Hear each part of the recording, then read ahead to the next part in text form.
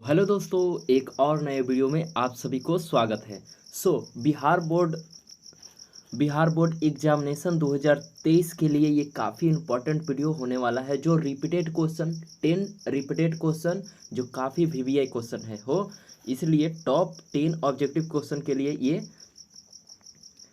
किया हुआ है। और ये जो सब्जेक्ट है साइंस का 10 ऑब्जेक्टिव क्वेश्चन इस वीडियो में इंक्लूड किया गया है। सो दोस्तों, आपके लिए इतना मेहनत करते हैं तो 1 लाख तो ज़रूर बनता है। और तो अगर दोस्तों आपको लगता है कि हाँ, ये चैनल हमारे लिए बहुत ही अच्छा तैयारी करवा रहा है, तो इस चैनल को ज़रूर से ज़रूर सब्सक्राइब करें और बेल आइकन को ज़रूर प्रेस करें। सो वीडियो को स्टार्ट करते हैं। फर्स्ट नंबर क्वेश्चन क्या बोलता है कि आमीटर, यानी एक आमीटर होता है, एक वोल्ट मीटर, ठीक है। तो आमीटर से निम्नलिखित में से किसे मापा जाता है, ठीक है। तो आमीटर से धारा मापा जाता है, आमीटर से धारा मापा जाता है। एगो वोल्ट मीटर आता है, ठीक है। एगो वोल्ट मीटर आता है, वोल्ट मीटर से विभव मापा जाता है, ठीक है। विभव, वोल्ट मीटर से विभव मापा जाता है। ये दो क्वेश्चन काफ़ी इंपॉर्टेंट हो जाते हैं 2023 बोर्ड एग्जाम के लिए। नेक्स्ट क्वेश्चन क्या बोलता है कि वह उपकरण जो विद्युत ऊर्जा को यांत्रिक ऊर्जा में बदलता है। देखिए, जो विद्युत ऊर्जा को यांत्रिक ऊर्जा में बदलता है। तब देखिए, जनरेटर नहीं, हम यांत्रिक ऊर्जा लगाते हैं, यानी उसको चालू करते हैं, तब जा कर के वो एक जैसे करंट फ्लो करता है ना। तो ये नहीं होगा, ठीक है। विद्युत मोटर, देखिए विद्युत मोटर क्या कहता है, विद्युत ऊर्जा को, उसमें हम विद्युत मोटर में अगर हम विद्युत ऊर्जा देते हैं तो वो जा कर के नचता है ना। तो ये आंतरिक ऊर्जा में बदल जाता है। तो ये इसका राइट आंसर होगा विद्युत मोटर, ठीक है। नेक्स्ट क्वेश्चन क्या बोलता है कि स्विच लगाए जाते हैं, देखिए स्विच लगाए जाते हैं। देखिए, हम लोग जो है स्विच लगाते हैं गर्म तार में। इसका राइट आंसर होगा गर्म तार में, ना कि ठंडे तार में, ना कि भूयोजित तार में, ठीक है। तो ये इसका राइट आंसर हो जाएगा गर्म तार में। नेक्स्ट क्वेश्चन क्या बोलता है कि अम्ल का पीएच मान कितना होता है। तो अम्ल का पीएच मान 7 से कम होता है। अम्ल और क्षार होता है, अम्ल क्षार लवण, यानी अम्ल क्षार होता है 7 से अधिक और लवण का 7 शायद होता है ना, सॉरी। तो अम्ल क्वेश्चन क्या बोल रहा है, अम्ल का तो 7 से कम इसका राइट आंसर होगा। नेक्स्ट क्वेश्चन क्या बोलता है कि क्रायोलाइट किस धातु का अयस्क है।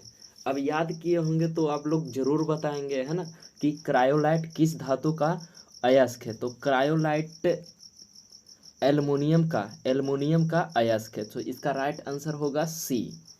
नेक्स्ट क्वेश्चन क्या बोलता है कि प्रकाश संश्लेषण की क्रिया होती है। देखिए, 2023 नहीं 22 एग्जाम में आया था कि प्रकाश संश्लेषण होता है दिन में, रात में, ये सब होता है। तो भाई दिन में होता है, ठीक है। तो इस प्रकार से हम लोग, ये जो प्रकाश संश्लेषण की क्रिया होती है सिर्फ पौधों में होती है ना। तो ये ना कि कवक में, ना कि जंतु में, सिर्फ यहाँ पे पौधों में होगी। तो इसका राइट आंसर होगा हरे पौधों में, ठीक है।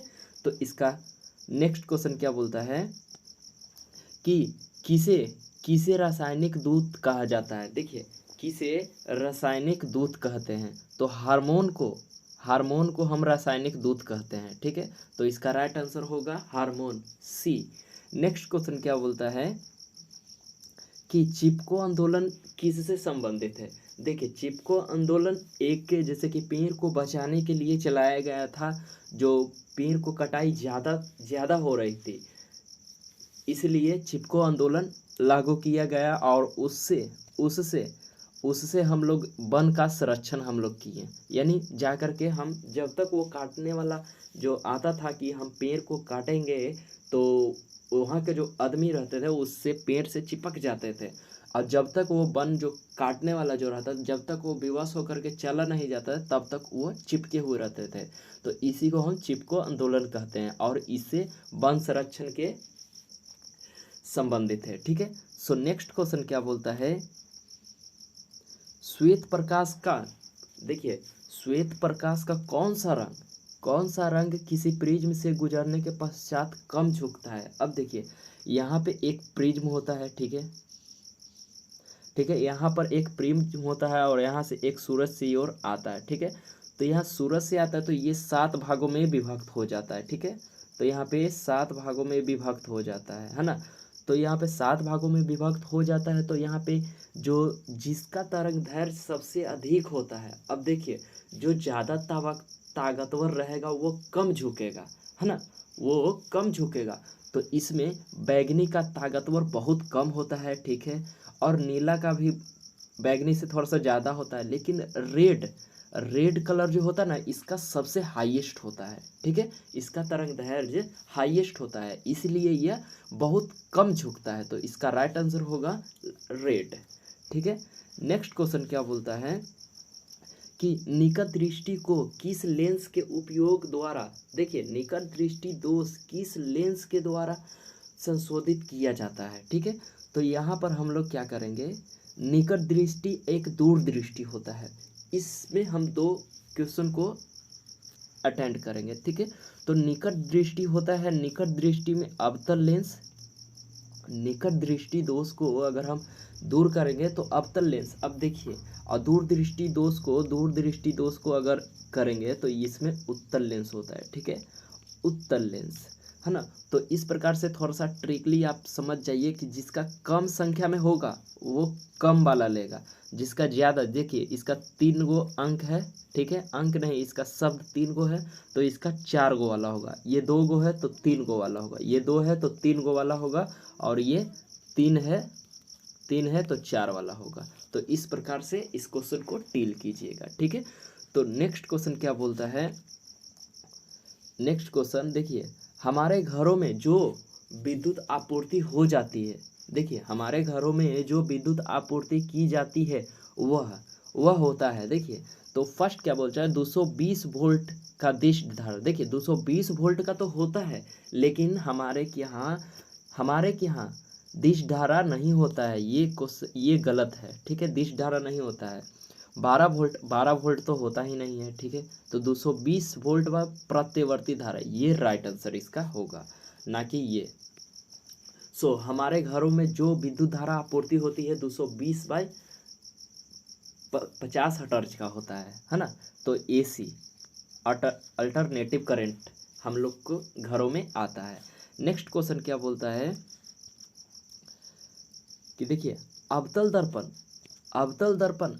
दर्पण की फोकस दूरी, उसकी वक्रता त्रिज्या की, देखिए F बराबर क्या होता है, F बराबर R/2। अब क्या कहता है, ये है वक्रता त्रिज्या की क्या होता है, वक्रता त्रिज्या के आधी होती है।